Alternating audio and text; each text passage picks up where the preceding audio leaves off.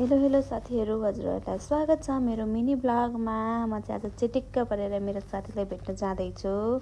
बल्ल बल्ल टाइम मिलाएर, छुट्टी मिलाएर यहाँ चाहिँ म देखाउँदैछु। म यस्तै देखिएछु आज, कति गर्मी छ भन्दैछु। अन्त नि म जाँदैछु।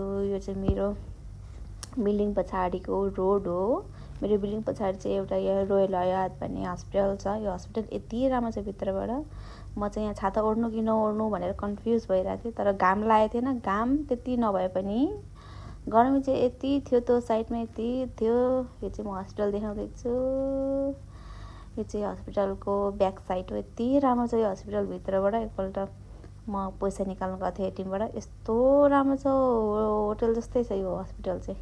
फुल देखाउँदैछु म चाहिँ। ल, घाम भएको ठाउँमा आइपुगेर छाता खोलेर घाममा छाता ओढेर हिँड्दैछु। बाटो देखाउँदैछु। यो चाहिँ मेन रोड हो।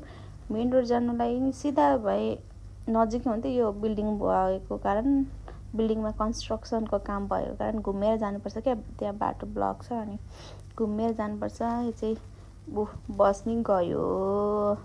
म बस चढिसकेर पनि उत्रिसकेँ। साथीले मेरो चाहिँ सालमियामा भेट्ने सल्लाह थियो, आइपुगेँ। मेरो साथी पनि आइपुगी, साथीसँग भेट पनि भयो। हाँस्दै चाहिँ के बोलेर।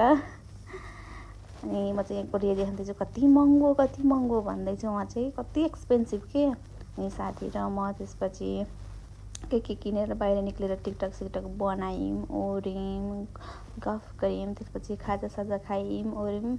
अनि हामी आफ्नो रुमतर्फ लाग्यौँ, किनकि भोलि 2 जनाको ड्युटी छ नि त। Thank you so much.